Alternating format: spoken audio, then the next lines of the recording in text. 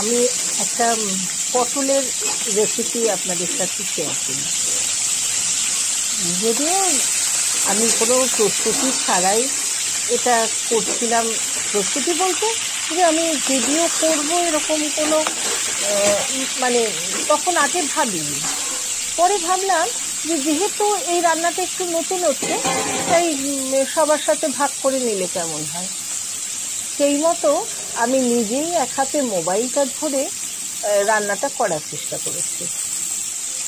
আপনারা দেখতে পাচ্ছেন যে গোটা পটল ভালো করে পরিষ্কার করে তার উপরের খোসাটাকে একটু ক্লিন করে তার দুদিকটা ছুরি দিয়ে সামান্য সামান্য কেটে নেওয়া।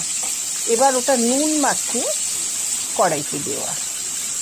আমি হলুদ দিইনি, কারণ হলুদ দিলে না তেলটা চট করে কালো হয়ে যায়।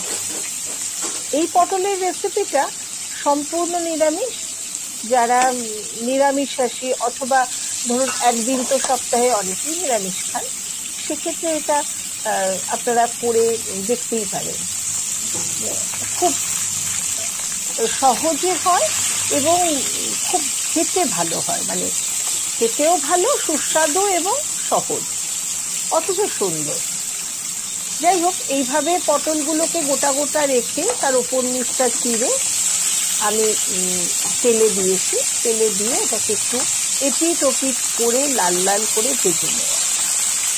দেখুন কেমন তেলের সাথে পটলের মানে তেলের ওপর ছুঁয়ে দেওয়া দিয়ে তাদেরকে ভাজা হচ্ছে।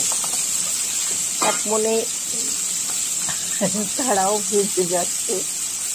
আর আমার দিদি, মানে আমার সহকারী যিনি, তিনি এসছেন, সে পাশে। এখনো আমার রান্না হয়নি দেখে খুব বিরক্ত। আচ্ছা যাই হোক, এবার দাঁড়ান, তেলের মধ্যে আমি একটু ঘি দিয়ে দিলাম। এটা যেহেতু নিরামিষ এবং এটা একটু বাদশাহী পটলের নামই হলো বাদশাহী পটল। এটি বাদশাহ বেগমের ব্যাপার যখন, তখন তো একটু ঘি পড়বেই। এবার কি করেছি, আমি একটু আদা, মানে পটল অনুযায়ী, এবার আমি তো ইঞ্চি মেপে বলতে পারছি না যে কতটা আদা। এবার আদা, কাজু বাদাম এই দুটো, আর তার সাথে কয়েকটা কাঁচা লঙ্কা, এর একটা পেস্ট তৈরি করেছি। তাহলে কী কী দিলাম? আদা, কাঁচা লঙ্কা আর কাজু বাদাম।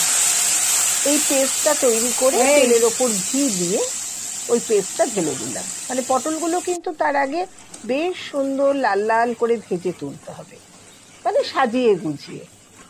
এপাশে আমার রুটি হচ্ছে, যদিও পটল দিয়ে খাওয়ার জন্য না, পটলটা দুপুরের ভাতের সাথে, কিন্তু রুটিটা হচ্ছে। এবার কড়াইতে আমি নুন চিনিটা দেব, কারণ নুন চিনির ভারসাম্য তো একটা আছে। আর নিরামিষ রান্নায় আমরা অন্তত চিনিটা দিই, নিরামিষ কেন, আমি আমিষেও দিই, কারণ আমার যেন মনে হয় যে নুন চিনির ভারসাম্য দরকার। আর নিরামিষ রান্নায় সবসময় দেখবেন চিনিটা পড়ে।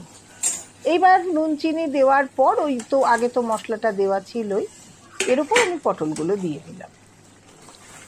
দিয়ে এবার একটু ভালো করে কষিয়ে নেব, মানে প্রতিটা মশলার সাথে পটলগুলো যাতে ভালো করে অঙ্গাঙ্গিভাবে মিশে যায় সেই চেষ্টাটা করব।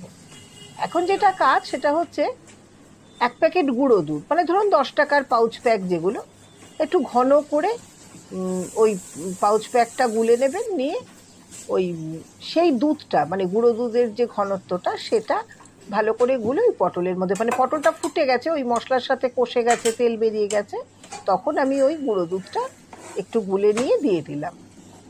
বিশ্বাস করবেন না, এই পটলের রেসিপিটা এত ভালো খেতে হয়, মানে মনে হবে যেন পোস্ত বাটা দিয়ে পটল খাচ্ছি। মানে পটল পটল একটা সবসময় দেখবেন অত ভালো লাগে না, কিন্তু এই নতুনত্ব রান্নাটা বেশ সুন্দর। আমি আপনাদেরকে মানে ইনসিস্ট করবো এটা করে খেতে।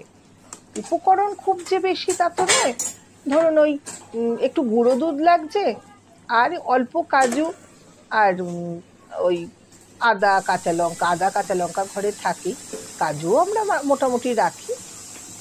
ওই গুঁড়ো দুধ, আদা, কাঁচা লঙ্কা, কাজু বাদাম এই দিয়ে বাদশাহী পটল তৈরি। একটু শুকনো শুকনো হয়, গামাখা হয়, গরম ভাতের সাথে ভীষণ উপাদেয়। খেয়ে দেখুন, খারাপ লাগবে না। কারণ আমি কিন্তু খুব চুজি, আমি এটা আপনাদের কেন বলছি খারাপ লাগবে না জোর গলায়, আমার ভালো রান্না ছাড়া না আমার মুখে খুব একটা রোচে না। এটা যখন ভালো লেগেছিল না, আমি তখনই ঠিক করেছিলাম যদি আরেকদিন করি তাহলে আমি এর ভিডিও করব, যাতে অনেকেই এটা করতে পারেন। তা আমার পটল হয়ে গেল, দেখুন নামিয়ে ফেলেছি। কত কমে গেছে, তখন ভাজছিলাম যখন কত পটল হচ্ছে না হচ্ছে না, এখন দেখুন সেজে গুজে ওরা নেমে গেছে। এখন খালি ভাতের পাতে যাওয়ার অপেক্ষা। তাহলে একদিন হোক না বাদশাহী পটল। নমস্কার।